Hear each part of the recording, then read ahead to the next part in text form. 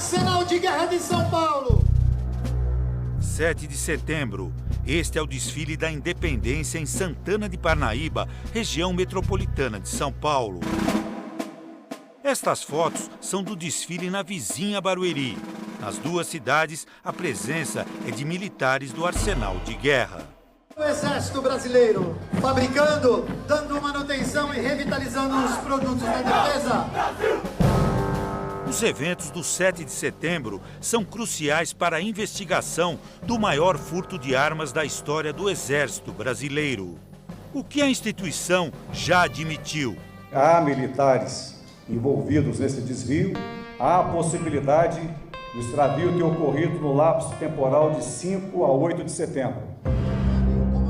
Na semana dos preparativos para a comemoração da independência do Brasil, o movimento nas bases militares costuma ser maior. 7 de setembro foi um dos dias, né? Quem interferiu mais episódio quem estava lá no dia, né? Parentes de militares contam o que se comenta atrás dos muros do Arsenal de Guerra. Eles não querem se identificar.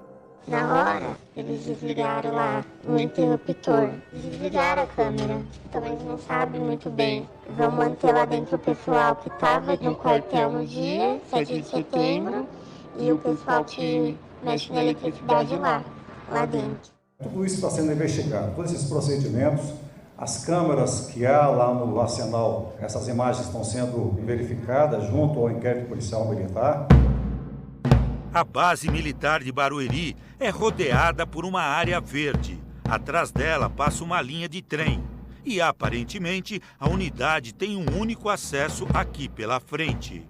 A entrada e a saída são controladas, com vigilância dia e noite.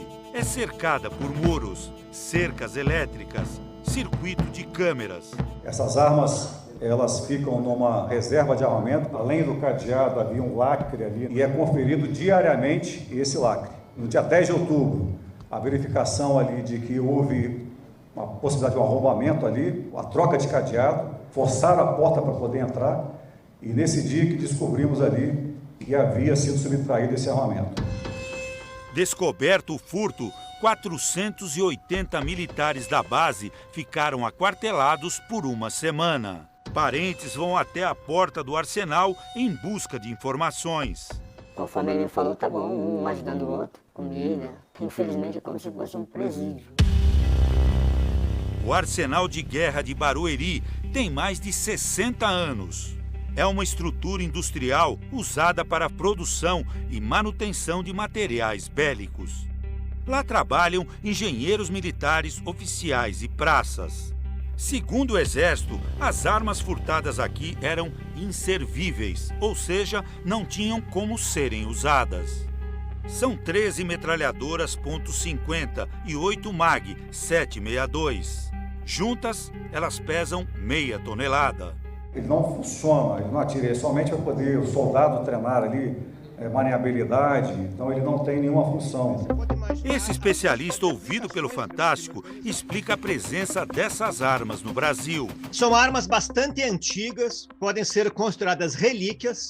A .50 é uma metralhadora desenvolvida em 1917. Ela chega ao Brasil pela primeira vez durante a Segunda Guerra Mundial, uma grande remessa. Centenas de metralhadoras enviadas ao Brasil num contexto de escalada das tensões com a Argentina. Ela foi pensada como arma antitanque. Já as MAG, né, que são um projeto belga do início da década de 50, teoricamente, tanto uma como outra consegue disparar em torno aí de 600 tiros, 650 tiros por minuto, dependendo da regulagem. No caso do .50, o atirador, depois de gastar uma fita de 250 tiros, tem que parar de atirar e esperar o cano esfriar. Essas MAG de origem belga, elas são capazes de sustentar o fogo por muito tempo. Essas armas estão sendo usadas em guerras pelo mundo hoje, como a gente vê na faixa de Gaza e na Ucrânia?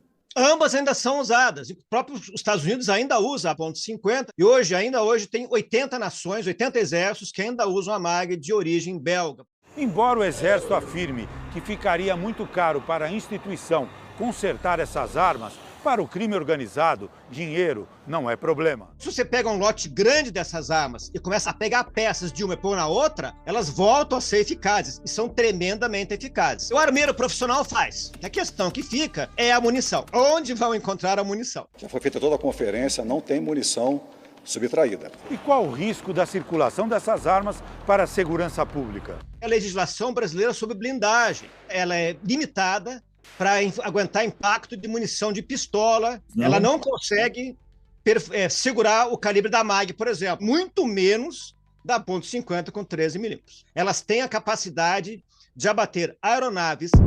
Fora dos quartéis, essas armas aparecem em grandes crimes registrados pelo país. Em São Paulo, com assaltos a carros fortes e empresas de valores. No Rio, na guerra do tráfico, com a população no fogo cruzado. E pelo restante do Brasil, o terror é levado com um novo cangaço. Gente do céu, que perigo! Fecha o portão! Em maio, com Fresa, Mato Grosso, havia armamento de guerra. Na madrugada de sábado, a polícia de São Paulo recebeu uma informação de que as armas seriam negociadas com uma facção criminosa. Os policiais vieram até aqui, houve troca de tiros e os suspeitos fugiram. Mas 9 metralhadoras foram encontradas nessa poça d'água aqui nessa estrada de terra, em São Roque, interior do estado. Surgiu a informação de que essas armas seriam entregues, passadas de um carro para outro ou seriam carregadas nesse local. Segundo a polícia, as armas estavam debaixo da lama sem proteção. Os policiais limparam as metralhadoras antes de levá-las à delegacia.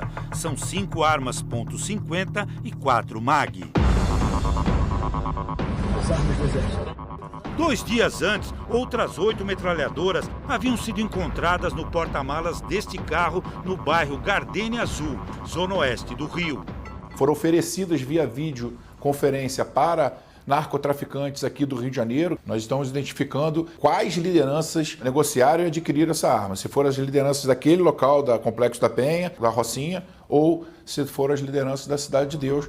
Hoje o Exército deu novas informações do caso. Nós tínhamos em torno de 20 militares. À medida que estão sendo revistos os processos, outros militares também podem entrar nessa relação de apuração na esfera disciplinar. Oficiais, sargentos, cabos, soldados. Alguém desviou e precisa ser punido. Mas a questão aqui não é, na verdade, só o furto. É por que isso foi possível acontecer. O diretor do quartel, onde as armas foram furtadas, foi exonerado do cargo. As investigações continuam. Ao final da entrevista, o pai do militar aquartelado recebe uma ligação. Ô filho, oi. Estou aqui. Que ótima notícia. Está emocionado? 4 metralhadoras .50 continuam desaparecidas. As armas na rua aumentam a insegurança e, sobretudo, a violência. Nós não conseguimos ir para a escola, para o trabalho, para atendimento de saúde, e a gente vê o crime organizado e as forças policiais, as forças de segurança se degladiando, cada vez mais armadas, cada vez mais equipadas, e tudo que a gente menos tem é segurança e tranquilidade para poder ir e vir, para poder sair, para poder viver.